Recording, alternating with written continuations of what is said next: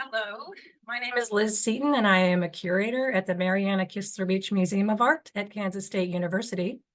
Welcome to this talk by Dr. Sylvia Rhor Samaniego. The title is Decorating Schools and Shaping the City, Women's Clubs and School Art Collecting 1900 to 1940.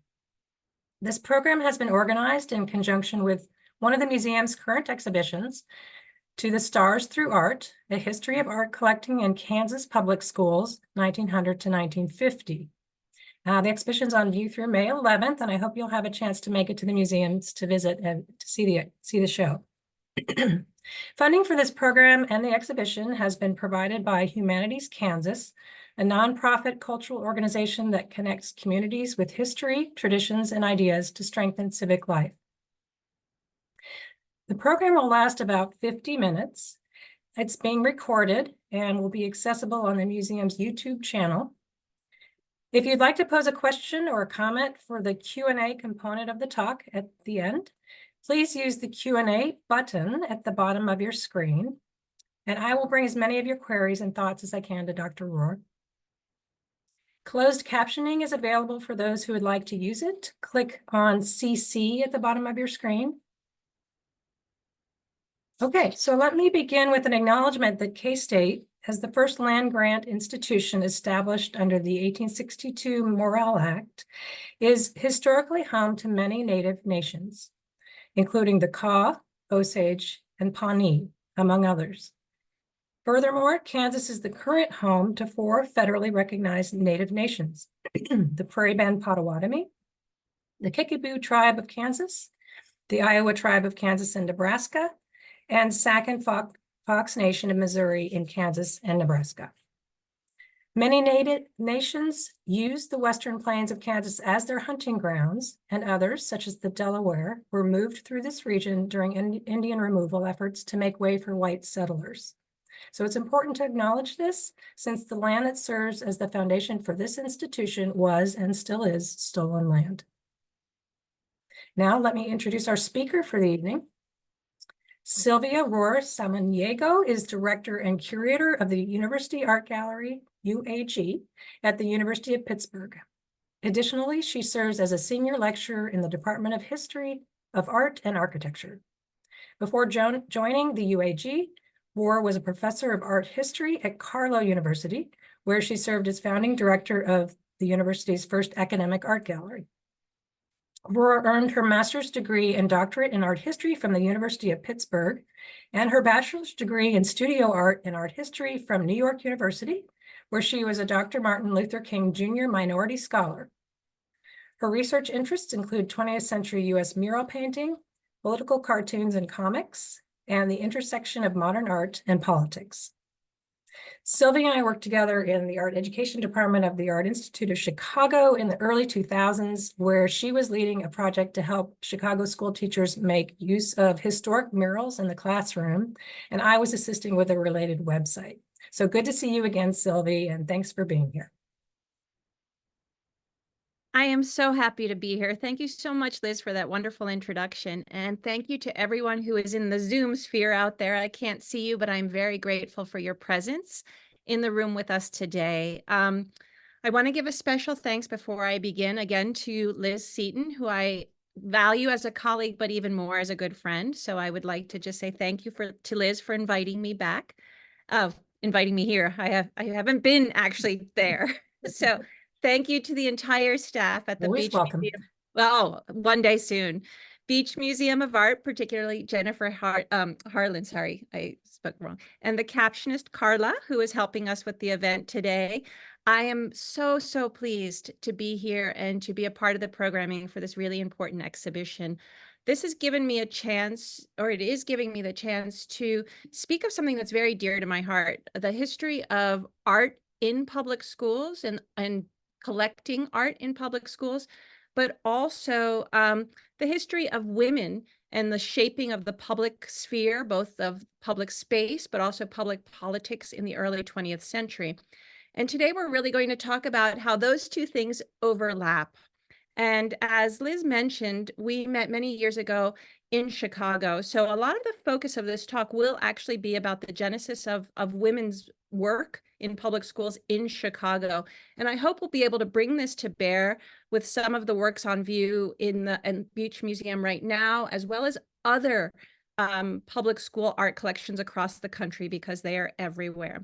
So our hope is to, after I give a little bit of a background, a history from my perspective, that we'll have time to talk about what we together can do today, or what you can do from your community to continue the work of these women that we'll discuss.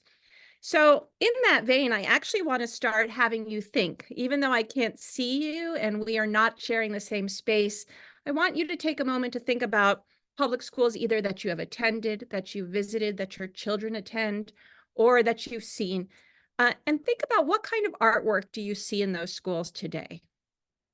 Where does the artwork come from? Can you name any particular works? And try and imagine the visual culture surrounding schooling for you and for people around you today. And try and keep that in your mind as we go back over 100 years ago to think about the genesis of the school decoration movement. I'm going to take a moment and share my screen and begin from here. Let me just start here. So as Liz mentioned, we met many years ago, and my history with this topic goes back over 20 years ago when I was the director of a project at the Art Institute of Chicago called Chicago, the City in Art. I was fresh out of school and just leading this project, and I was asked and tasked to take murals like the one you're seeing right here, which is Marion Mahoney Griffin's Fairies and Woodland Scenes from 1932 at a school in northern Chicago called George B. Armstrong Elementary School. Now, this mural was a mural by a female painter who was also one of the first licensed women architects, and this was in this elementary school. The project was aimed at actually integrating or reintegrating these murals that from the early 20th century into curriculum. So we saw murals like this turn into plays, like you see on the left side, of students reenacting the scenes of the mural, but also the history behind the mural. This project literally and metaphorically opened the doors for me of research, but also of the schools in Chicago. And what I found in this project was that there wasn't one or two murals throughout the city or one or two easel works on the walls, but rather a vast collection of art in the city of Chicago that included murals, paintings, sculptures, and more in places like this, a public school that people would pass on the daily basis. And inside the school were very contemporary looking artworks like this work, Contemporary Chicago by Rudolph Weisenborn. Auditoriums were filled with mural panels like the ones you are seeing here. Hallways were filled with paintings and sculptures and fresco paintings. Above auditorium doorways were even other paintings like the ones you are seeing right here. And even kindergartens were outfitted with architectural innovations like this moving mural of the months of the year. This vast collection of art was something that was very unknown to me. The idea that public schools could house and do house collections of art that go back not 5, 10 years, but over 100 years. This became the source of my doctoral research and my doctoral dissertation, as well as those projects. And since that time, a lot of work has gone into really thinking about public school art collections and scholarship. So in 2002, for example, this book was written by Heather Becker and with contributions from various scholars, including Liz Seaton and myself, about the Chicago Public School Art Collection. Another study looked at the New York City Public School Art Collection in 2009. In 2014, a research network came together to look at art school collections throughout the world. And that was the Decorated School Network. And even in Pittsburgh, where I currently reside, we saw an exhibition in 2016 that uncovered a treasure trove of artworks in the Pittsburgh public schools.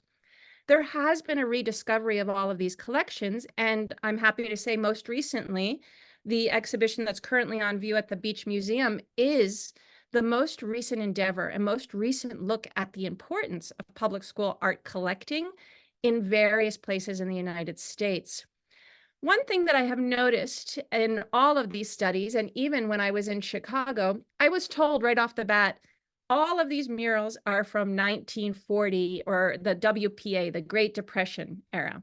So I went into this research thinking, okay, these are all government funded murals from the 30s and 40s. But very quickly, I realized that that was not true. That in fact, over half of the 2,000 mural panels in Chicago public schools were from far before the WPA. They were placed in schools between 1900 and 1920, and they were placed there under the auspices of women's clubs. And on the left, you see a photograph of one of the Chicago women's clubs and the logo of the General Federation of Women's Clubs and their logo and their motto of unity and diversity. To me, this was a breakthrough to think about the fact that women's clubs at the end of the 19th century and the early 20th century started a movement of school decoration that has lasted all this time, over 100 years. So my research took me back.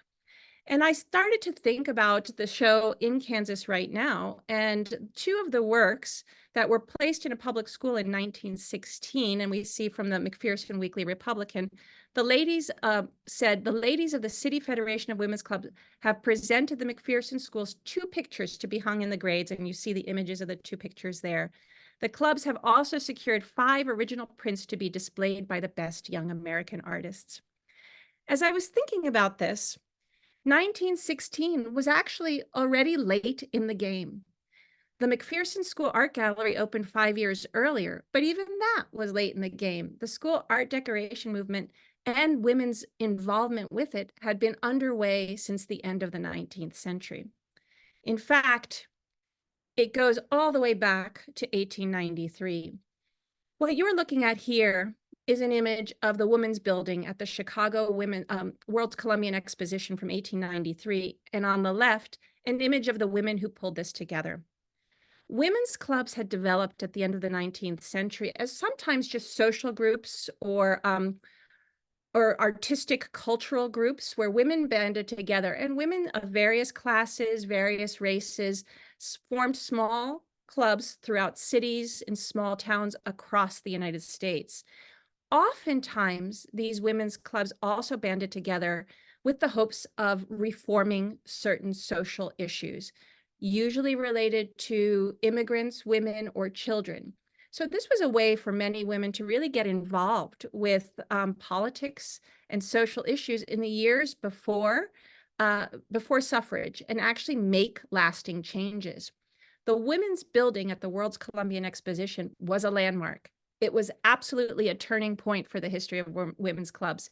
It was a building in a global exhibition, a World's Fair, that marked women curating the show, but also women building the show. The edifice itself was designed and built by a female architect, and all of the women you're seeing on the left were in charge of thinking about all of the displays and the art that would go into this space.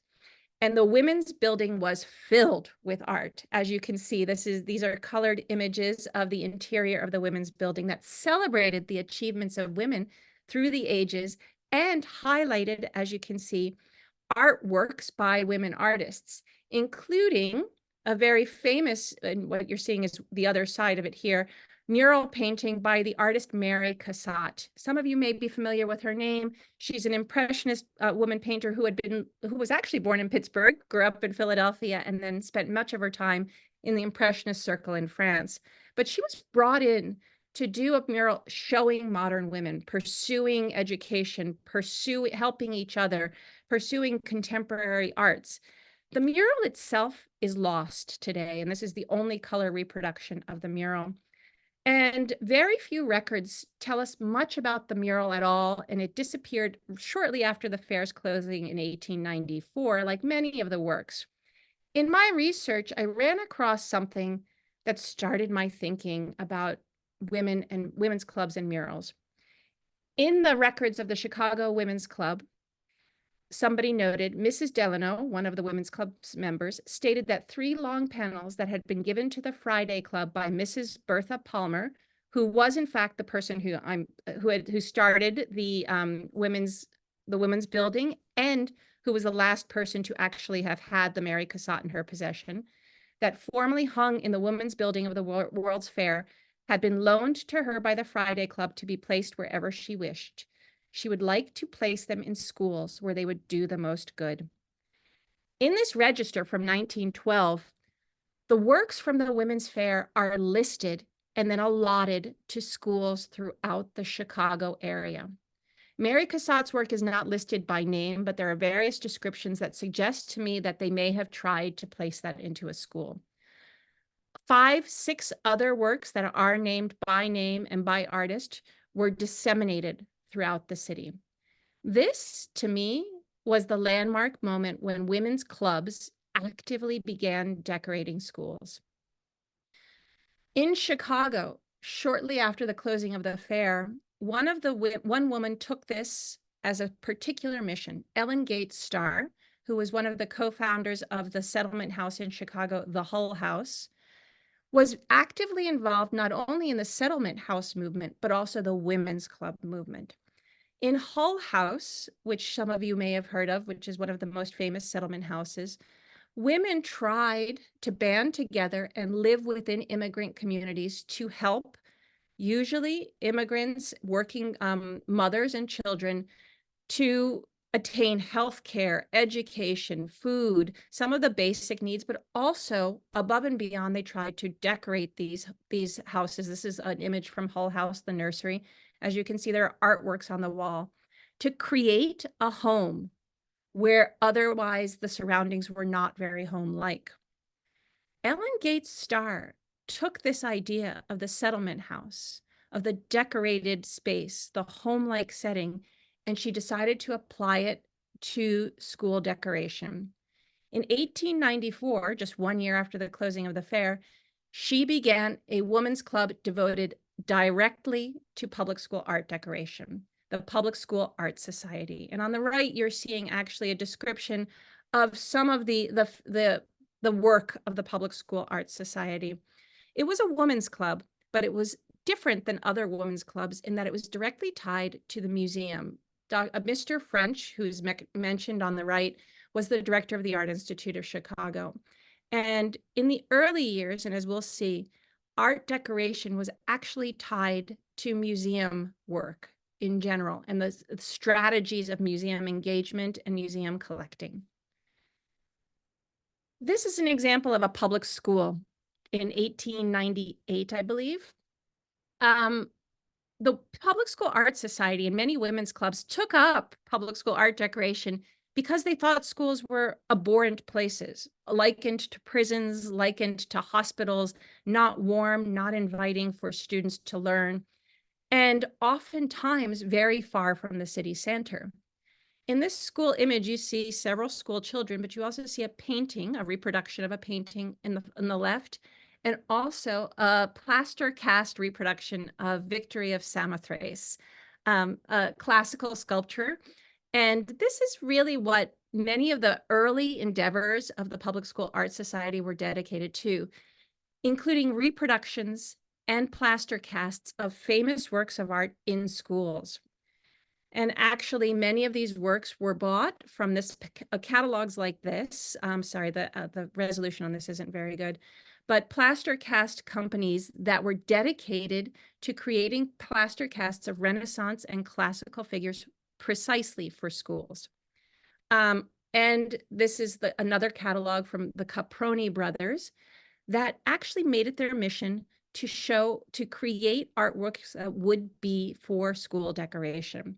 This was made largely at the behest of women's clubs in Chicago, like the Public School Art Society, but also clubs in Boston, New York, Cleveland, other city centers that started rising up and creating the same sort of mission that the Public School Art Society had.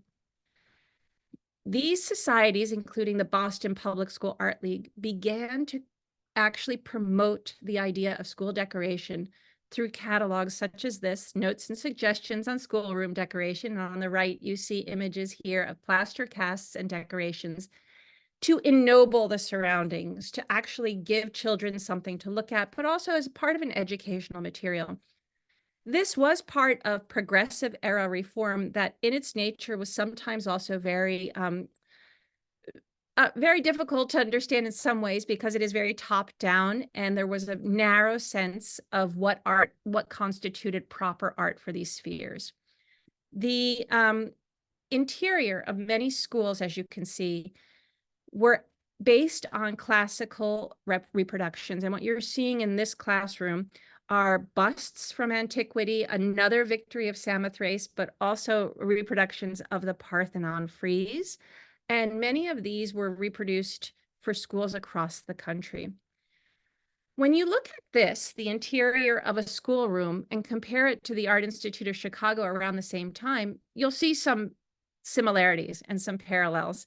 And that was not by mistake, and it was not by coincidence. And I think this is where the work of the Public School Art Society and other women's clubs was very important. At this very same time, big museums like Museum of Fine Arts Boston, the Metropolitan Museum, the Art Institute of Chicago are rising up in city centers and collecting, and often starting their collections with plaster casts. But these museums were often out of reach, both physically and economically, from immigrant and working class students and families that lived outside of the city center. Public schools and the Public School Art Society that started collections within them were actually becoming satellite museums in neighborhoods throughout cities. And women had an integral role in creating these satellite museums, not only by placing art objects there, but integrating them into curriculum. This is one of the endeavors of the Public School Art Society, which was teaching students how to read and write and spell using artworks. And again, this is at the end of the 19th century. Moreover, the women in these women's clubs acted as de facto docents and de facto teachers, entering into schools. And you see it, the woman at the center here, surrounded by students in the school as they observe the Shaw Monument reproduction with other paintings. They used these reproductions and artworks as springboards, as lightning rods to understand history, art, and even civic virtues that they thought were important. The women's clubs were integral in actually being present in the schools and raising money from within the schools. This was a tactic that was very different than their male counterpoints who were building museums downtown, and more likened to settlement house movements where women are embedded within the cultures that they were hopefully serving. They turned their attention very quickly, though, to specific schools and a specific issue that they thought was very important. What you're seeing here is the Albert Lane Technical High School in Chicago. And it was one of the many vocational schools that was actually being built at the beginning of the 20th century. When we think about issues today, I think a lot of us might actually think about the cuts to arts funding or the how difficult it might be to actually get arts in schools. Well, unfortunately, that was also an issue over 100 years ago. As schools were placing more emphasis on, or I should say the Board of Education was placing more emphasis on practical skills, on job training, on vocational education, they were cutting out what they were calling fads and frills. Fads and frills equaled art, music, and even sometimes literature. The Board of Education said at one point, a bricklayer does not need Shakespeare. This was something that women's clubs and particularly progressive era reformers actively and vehemently worked against. The idea of stripping schools, particularly vocational schools, of art and artworks was something that they worked against. So in vocational schools like this, the Public School Art Society began commissioning original artworks for the halls of these schools. And what you are seeing here is a 4-panel mural cycle that went into Lane Technical School in 1909. And these 4 panels, you can't get a clear sense of their size, of course, here, but they're enormous.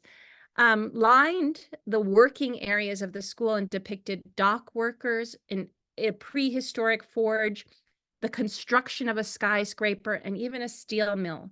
by artists who were women, Black, white, of very varied backgrounds. This was a pivotal move for women's clubs at this time to begin actually commissioning original artworks for schools. On top of that, to do this for a vocational school meant they were making a statement to the curriculum, to the fads and frills mandate from the Board of Education. And they did so by building a regional art base. All of these artists, the 4 artists who painted these works, were all locally trained artists, and they were trained at the Art Institute of Chicago in a newly developed mural department. That mural department was largely sponsored by the Public School Art Society, and it was from that mural department that the women of that club bought or sought donations to put original artworks into schools. Between 1909 and 1920, dozens of original murals were placed in public schools, primarily vocational schools throughout Chicago.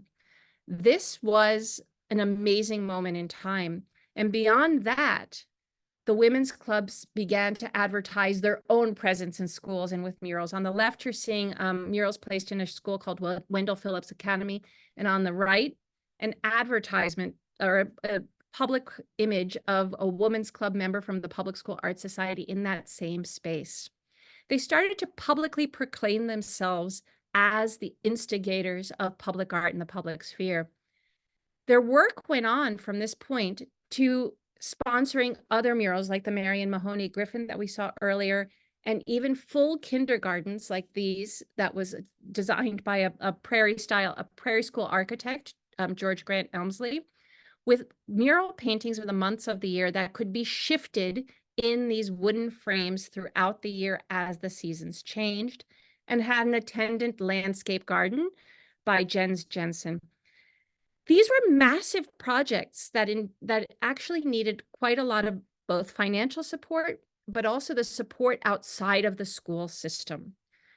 This is all before the era of suffrage. So women at this point in time are shaping public education physically, but also policy-wise before they even have the vote. The women's clubs movement at this point in Chicago was so powerful, in fact, and so successful in the schools, and I'm only showing you a cross-section, that by 1924, the Board of Education found them too powerful and started to take over the commissioning of artworks from women. This is an image of women painting murals from the mural department at the Art Institute of Chicago from about, I believe it was 1915. In this image, you can see the conflation of women artists, women helping each other, and the mural paintings in the schools that we started to see. In the interim, in the interwar years, the school board took over the commissioning of artworks and artworks in the public sphere, and new paintings came up in Chicago, like multi-panel images of Abraham Lincoln, as you're seeing here, or other images that stressed kind of thinking and reading and observation skills that students would learn. And women's clubs were not as active in mural commissioning and moved their attention instead to buying easel paintings. So as we saw in Kansas, we see the integration of purchases from women's clubs, oftentimes with money raised within schools themselves. And later, funds like the Penny Art Fund. And I have to laugh because even though this arose out of the women's clubs movement in New Jersey, it became a national movement of raising pennies for art. And I feel like that might even be a term we could use for arts budgets today, unfortunately, for a different reason. But Kansas rose to the top of the ability to raise that money and place arts in schools in those interwar years. In Chicago, in Pittsburgh, in Kansas, we see women's clubs actually putting more emphasis on easel painting collection during these years. And during the Great Depression and during government patronage, the shift in Chicago to me was very interesting. Women's clubs were not the commissioning agent as government takes this over, but rather in Chicago, they were the consulting agents. In various of the papers that I have found from this time period, and you're seeing Lucille Ward's cycle for Chicago Votech, they were consulted on the placement of artworks, but more importantly, they were actually consulted on the cleaning of old paintings, of the previous generation of paintings that they had placed in schools. And that, to me, that was very important because it showed the legacy of women till this day, or the recognized legacy of the women's club's work in Chicago. So we were looking at Edward Millman, one of my favorites, from 38 to 40. And when he started to think about influences for this work, he actually was inspired very much by another image that was actually also called Outstanding American Women and the Progress of American Women at the 1932 Women's Fair, World's Fair in Chicago, the Century of Progress exhibition. And as you can see, it's a very poor black and white image, but it shows women's progress through history. He took this as a starting point, and instead he started to show people like Harriet Tubman, but also women's clubs and progressive era reformers like Jane Addams, Grace Perkins, Lucy Flower, a variety of people on the walls of this all-girls school. It was a tribute, in fact, to the power of women to shape society, to shape social reform, as role models for the women who would have been going to this school at this time. But it was not to be. 18 months after this exhibition, this mural was finished, it was painted over by the Board of Education.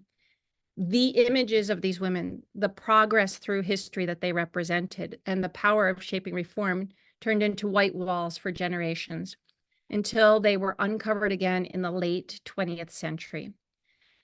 And I know that seems like a very down point to stop at, but in fact, it's not. I like to come here because beginning in the late 20th century, with the revival, with the restoration of these artworks, with the projects that I mentioned earlier of school art collecting projects throughout the country, we are able to look at the works today and return to see how women were actively shaping schools at different points in time.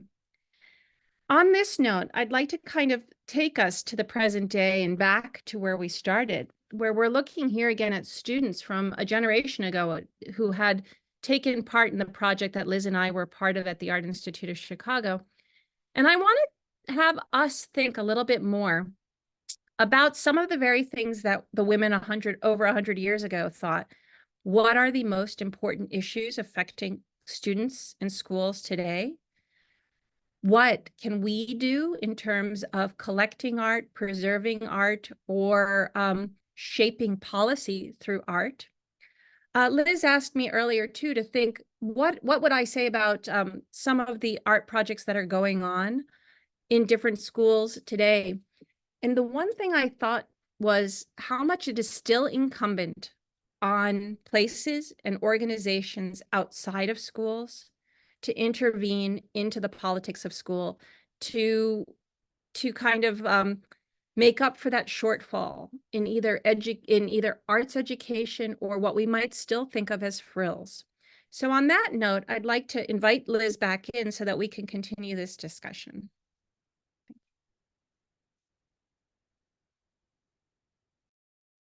See how videos go.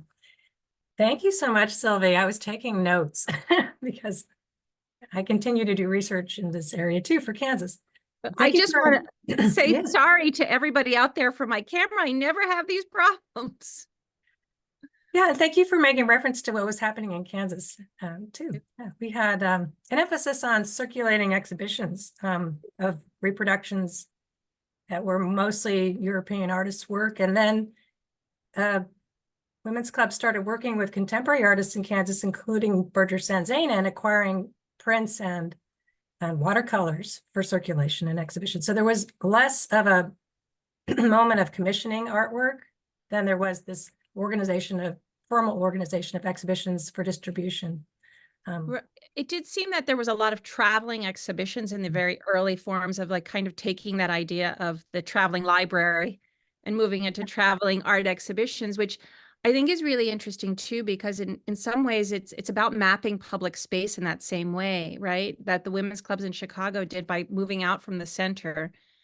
The traveling exhibitions, it seems, in Kansas had that same effect of embedding in various communities across different communities as well.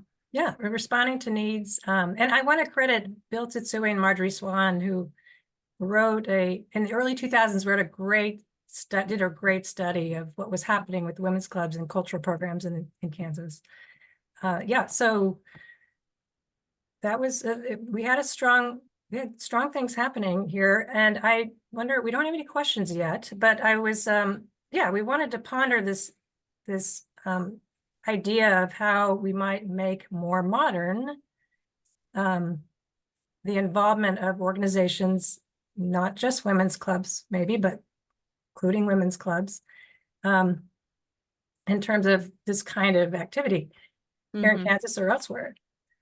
I know of one program in Wichita called Arts Partners that pairs contemporary artists with schools, and it's an organization and it's got alliances with the Wichita Art Museum. I'm not sure whether it gets funding from philanthropic organizations or not. That is an interesting way in which contemporary artists are being connected with schools, just as in Kansas's history, contemporary artists were assisting in organizing exhibitions, assisting the women's clubs, helping them curate these collections. Yeah. So, and that was a nice shift. I think a nice shift from that museum emphasis, major museum emphasis on the European art to American art and contemporary art. Yeah, supporting your regional art in Kansas for sure. Yes. And I think that's true for even places like Pittsburgh. I think what we have here was called the Friends of the Art, and that started again around 1916, I believe, maybe a little earlier. But it's about building that regional base of artists. And I think that turn from the reproduction to that was key in Chicago. It's key in Pittsburgh. Took the form of murals more than anything too in Chicago, or was the most visible. But here, that collection has continued to grow. It's very diverse and it's still very strong in terms of members buying art for schools. And it's many, like the Public School Art Society in Chicago is still active under a different name, right? And it's now a not-for-profit. So it has changed the methods. But when we talk about women's clubs, I think we forget that we sometimes forget that many are still very active, right? That taking many different shapes and maybe with different missions, because, but I also think there are so many other groups here in particular. It feels like there's so many outside groups that are trying to work with historic collections, embed artists in museums and in schools, but it still feels incumbent on the outside to do that rather than within the structures of education itself, right? I mean, it's amazing in Kansas that we had some superintendents who, including a person named George Penny and McPherson, who was had a math background. He came in to be superintendent and said, well, we need a stronger art education program. And he organized one of these exhibitions that it was one of the women's traveling exhibitions that they started with. And then they made money from ticket sales and bought original art, and they have a major collection. In Winfield, there was also a superintendent who had studied with Laredo Taft. Oh my gosh! Yeah, in Chicago, major American sculptor. Yeah. So there were these key people within the education system who launched these efforts, which are pretty amazing. It is true. I will say in the 20s, the superintendents were much more in Chicago, in Pittsburgh, in Cleveland, were much more kind of promoting murals and art. It was tied to an expansion of patriotism after World War I in Chicago in particular, but also expanded manual training and civics training. So it's really kind of interesting in that regard. I think I see a question. You see a question. So this is Bill Tsutsui, who wrote the article I mentioned. Hi, Bill. He says, one of the interesting things to me about the work of the Kansas Federation of Women's Clubs related to art was their focus on selling art, Mhm. thus helping contemporary Kansas artists economically, as well as getting fine art into homes and communities across the state. Yeah. Was this a national feature of the movement, especially in places like Chicago and Pittsburgh, where presumably there were more galleries and other venues for purchasing art? That's a great question, right? So I definitely think what I find interesting about the public, thank you, Bill, and thank you for your work. Was the fact that it was so intimately tied to a burgeoning museum, mural department in the School of the Art Institute, which was actually tied to an illustration department. So it was a department that was building local artists professionally, for professional work and to give more recognition. So it was building a base there. I actually think in Pittsburgh, the same thing. A lot of the same artists in Pittsburgh, this is very interesting because a lot of the artists that were selling in the major galleries were the very ones that were being purchased by friends of the art. So they're kind of competing. I mean, I don't know if it's competing, but looking to the same sources to build the profiles of these artists. And in Pittsburgh, we have a great collection of artwork that actually is the history of Pittsburgh artists as a result in the public schools, the public school art collection, I should say. So, yeah, I think, and then I think that's, did that Certainly get the you? artists had a motive Yes. to launch these relationships and this activity in the schools, of course, to survive. Mm-hmm. Yes, they definitely did. It's so many of the names that even as we talked about we didn't talk about William Edward Scott, but he was one of the artists who did the first of the 4 murals in the public school arts collection in the Public School Art Society for Lane. He became a really important Chicago artist, but these are works that were taken right at the beginning of his career, almost as part of his training, which I think is a really interesting parallel considering it was placed in a vocational school, that the murals themselves became almost an echo of the vocational training that was happening in the school. It was the training for the artist. So many would do this as their senior work or, their graduation work, and then it would launch them in that regard. Thank you, Bill. Do you have any other, you were asking about people to think about what are the things that students need now that could be assisted by visual arts programs, collections, alliances with contemporary artists? Well, yeah, Does anybody have any thoughts about that? yeah, please let me know. It is interesting because my sister is still very intimately involved with Chicago public schools, and this talk has let me go back to thinking about Chicago. And I thought, as I said to you, in many ways, I'd approach this very differently today than I did 20 years ago in terms of the images on the walls, how they are used, how we might use them in curriculum, and whether or not some are still suitable for school environments, right? So a lot has changed in the 25 years since the beginning of the recovery of some artworks. And I wonder how we can still use these in curriculum, or what issues we're dealing with in Chicago or other city centers. I said to my sister, what are the big issues in Chicago, would you say today? She said, immigration, lack of funding, post-COVID, not getting like, there were so many things that in many ways have echoes of what many of Ellen Gates Starr and her people were starting to think about at that time. But how would we do it differently today? Or how should we do it differently today? Mm-hmm. Because we certainly wouldn't want to do it the same way they did it, right? Yeah, but that basic idea of decorating the schools to make them a more pleasant place for learning is really important still, I think. There was a woman who I met who said that she went to East High School in Wichita, and that she was really nervous about starting. This is years ago.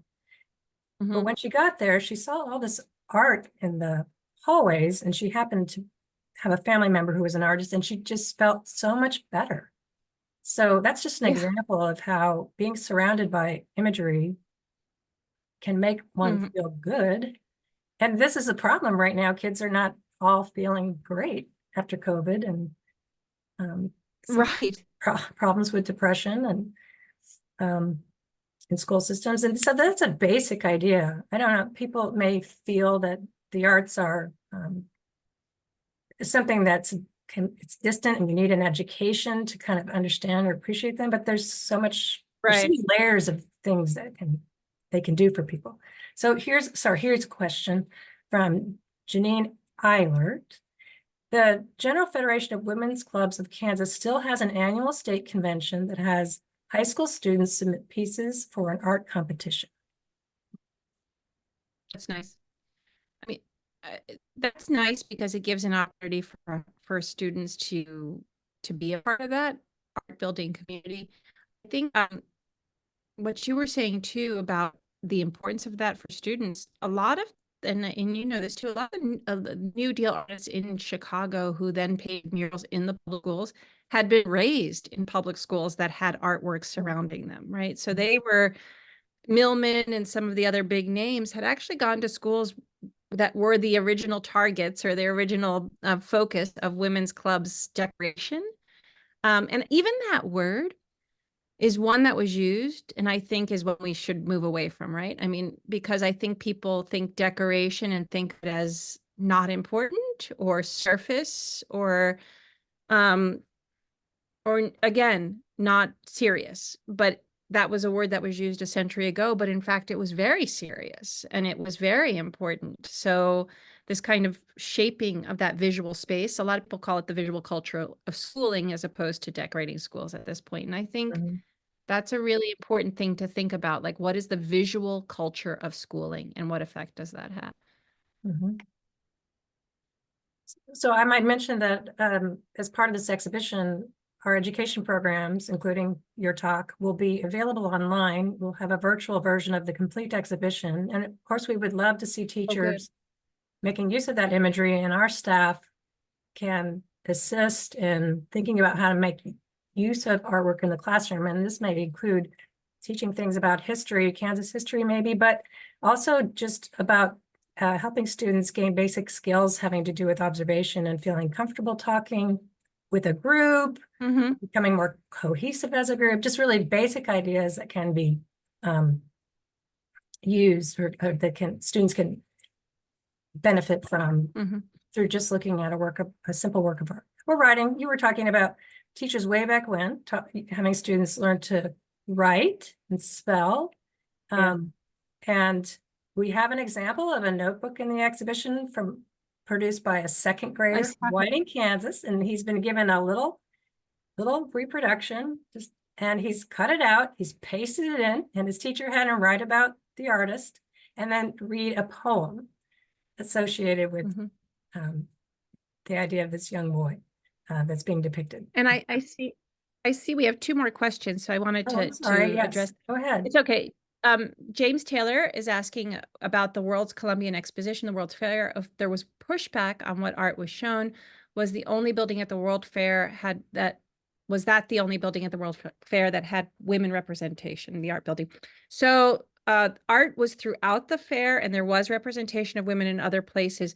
But the women's building was the first time one building was devoted entirely to women's progress, women's history, the handiwork of women across the world. So it had been present in other World's Fairs in smaller ways, but this was a very deliberate statement put together by the board of lady managers under Bertha Potter Palmer, and built very much around the artwork, the architecture, the handiworks, and all of the events therein were also guided by women. So I think that kind of coming together of all of those things was what made it exceptional. The art that was shown was, and this connects actually to the question below by Eileen Wang about the motivation behind art collecting in public schools in these early years. There was a narrow definition of what constituted the proper art to place in these schools or in the exposition.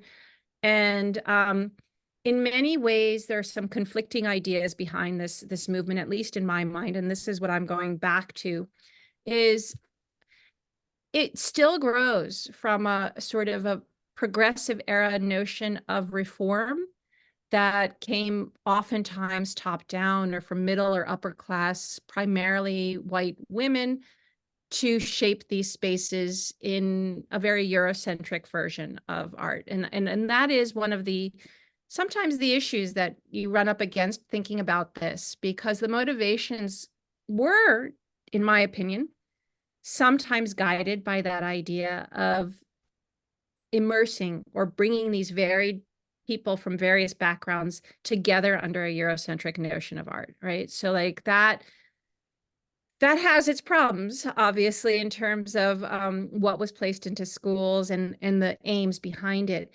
Some people have noted that, in fact, it really was just a top-down sort of hierarchy. I see it a little bit more nuanced than that, because I really do see the women's clubs embedding themselves in schools in ways that they did in settlement houses and in other places, to make it a school more home-like, to actually go against what was being seen as schools as almost reformatories. So I think that's a really important and active role they're playing at that time. So you see the word a lot of home-like, of creating the schools as home-like, beautiful structures that are going to raise the aspirations of students therein, right?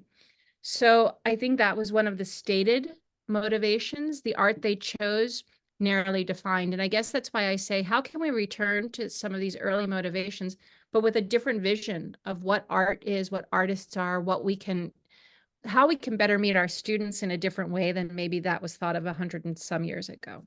Mhm. Well, thank you, Sylvia. I think it's 6:25 here and 7:25 on the East Coast. I think that we've had a really good discussion, and I hope everyone enjoyed the program. I hope you will have a chance to come see the exhibition at K-State, the Beach Museum of Art, before it closes May 11th at the end of the school year, essentially. So thank you very much. Thank you to everyone who's here that I can't see and that I can see, especially to Jen and to Liz and to the captionist. It's been a joy to be here. And I wish I could see the show in person. I hope I can soon. Thank you very much. Have a good evening.